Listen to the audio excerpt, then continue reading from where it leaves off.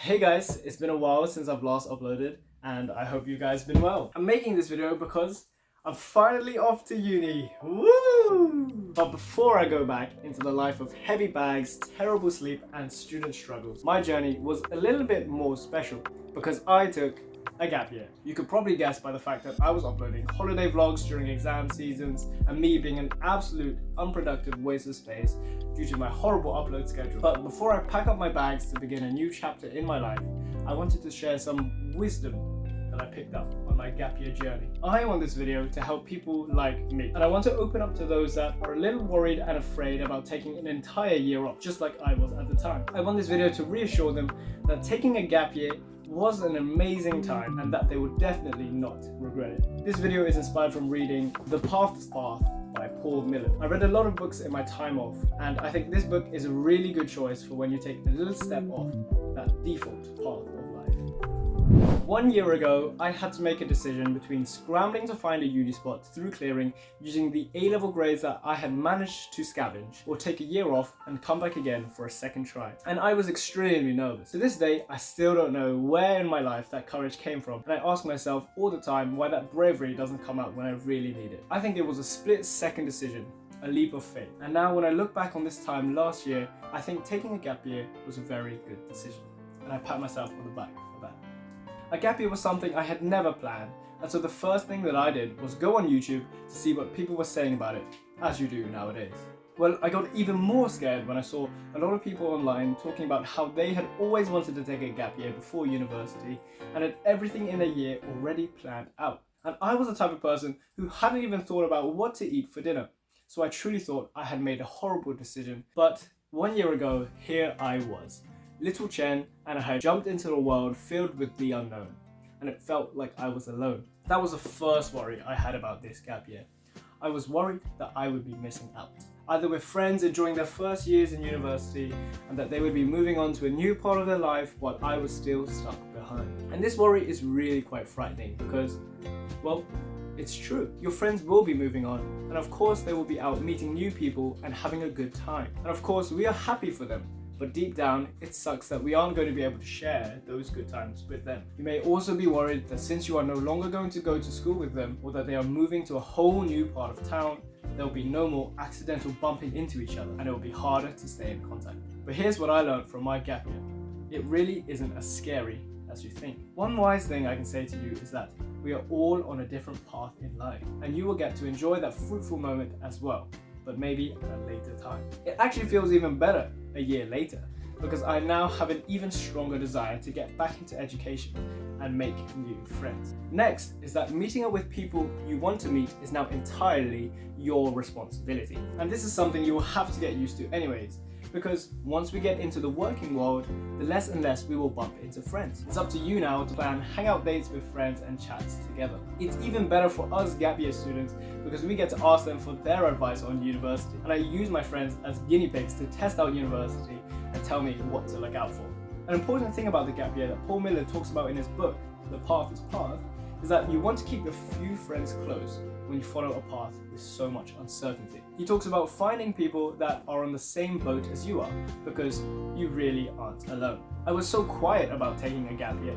I never reached out to anyone, and I went completely quiet on social media. But when I finally met up with a few friends, it's so nice to hear from people that are in a similar situation to you. And trust me, so many people take gap years just like you. And just having those 1 or 2 close friends that allow you to open up your vulnerabilities really go a long way. It's called finding your tribe, and you will find that many of your fears will subside. So what was my gap year like, and what did I do exactly? Well, I went traveling. I did some courses on my subject area. I took on a job, watched some MIT lectures. That's right, all your prestigious uni content can be found online for free. I practiced piano, learned some languages, tried to stay healthy, fell in love with basketball, and started a YouTube channel. But that reminds me of another worry I had in my gap year. I was scared I was going to make a fool of myself. I was worried that I wasn't a very creative person, that I had no ideas or any passions that I wanted to pursue. It sounded like I knew exactly what I wanted to do before my gap year ended, but in actuality, I had absolutely no clue where to start. Well, What Millett says, and what I found very exciting about my gap year, is that curiosity re-emerges when you have time to spare. It's very reflective and open, and when we have time, we start to revisit old hobbies, explore childhood curiosities, we start volunteering and connecting with people in their communities. Back when I was younger, I used to have piano lessons and take Mandarin classes. But I never really gained a passion for these activities, as I only did them because my parents forced me to. But now, with a lot of time on my hands, I decided that it was in my best interest to start these things again. And now I've fallen in love with music and language learning. That was one of my favorite parts of my gap year, discovering the initial delight in the surprise of remembering something I didn't know I knew. As Paul Miller argues, human existence is an infinitely unfolding process of remembering, forgetting, and remembering again. This is one of the best aspects of the Pathless Path. You start tinkering with those little things and figuring out the stuff that you do and don't enjoy. And if you don't want to pursue it any further, you can just move on. Many people think that they are not creative enough to form ideas on what they do want to spend their time on. But that's because they're stuck on the logic of the default path. The logic of the default path is that you must first get the permission to do something. You must get the qualifications and skills before you can do the work. On the Pathless Path, you simply do the work first and decide if you want to continue. It's really important for you on the gap year journey to take action. Learning is the consequence of doing. Only by taking action do we learn, and only by learning do we discover what we want. For those who struggle with facing the uncertainty of a gap year, the wisdom Millett gives here is to have a little faith.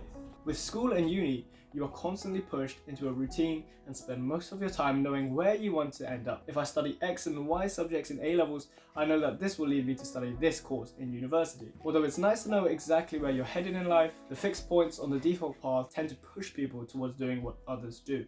Embracing the Pathless Path allows you to see the many different possibilities in your life, and it can be quite overwhelming, but take a leap of faith. Having faith is admitting you don't have the answers for what comes next. Know that things can and do go wrong, but we may still be able to discover things worth finding and can help open ourselves up to the potential for wonderful things to happen. And if you truly have no clue where you want to start, Millett's advice is to work backwards. Instead of thinking about what you want to do and how you want to live, start with thinking about what you don't want to do and what failure looks like. This can help avoid obvious traps and create space for things to go right. Creative work runs on uncertainty. It runs on not knowing what you are doing. The creative work of finding a new path in life is similar. You must embrace the spirit of the fool. Be more comfortable not knowing where you are headed. These journeys can appear incomprehensible to others and even yourself, and the growth you will see is very personal, a journey of finding yourself, grappling with your insecurities, and daring to seek out a life uniquely yours. My final worry was being seen as a bad egg and disappointing those that believed in me and looked out for me. This was really troublesome for me because it tackled fears dealing with close friends and family, people I care a lot about. To those on the default path, taking a year out seems like a quote-unquote waste of a year. And most traditional parents talk about this one path in life. Go to a good school, get into a good university, and then get a good job, house, and family. That Millett calls his default path. And it seems unfathomable and crazy to them then that you would decide to undergo a path that increases discomfort and uncertainty. The Pathless Path is an aspirational path and can never be fully explained. The path offers profound personal growth, but its benefits often remain invisible to others. And it really is true. The Pathless Path opens you up to so many new things and opportunities that you never would have imagined. But unfortunately, when you leave this default path, you may be deemed as some sort of rebel. But as Paul Millett writes, the Pathless Path is about ignoring the pull of needing to be a good egg and learning what truly enables you to thrive. Develop an appreciation for discomfort. The comfort we feel when we do what is expected keeps us from developing the skills that we need to face uncertainty. The promise of being a good egg is that we will not feel lost, but the bad eggs on the Pathless Path eventually realize there is wisdom in being lost. Not till we are lost, in other words, not till we have lost the world, do we begin to find ourselves and realize where we are and the infinite extent of our relations. And there is no such thing as a waste of a year. I really wanted to get into university the first time, but the gap year was more of an eye-opener than ever, and I truly did have such a great time. And now a year later, I've come out of that little detour in the woods and I've found my way back on the main path. As John Steinbeck says, if it is right, it happens. The main thing is not to hurry. Nothing good gets away. That thing the nature of which is totally unknown to you is usually what you need to find. and finding it is a matter of getting lost. And don't ever let fear get in your way. Whatever embarrassing, out of this world things that you want to try, do them. Hell, I even made this embarrassing little video. Start that channel, go to that volunteering shop, start writing that book. Whatever makes you feel useful and fulfilled. There are people out there in this world waiting for what you have to offer.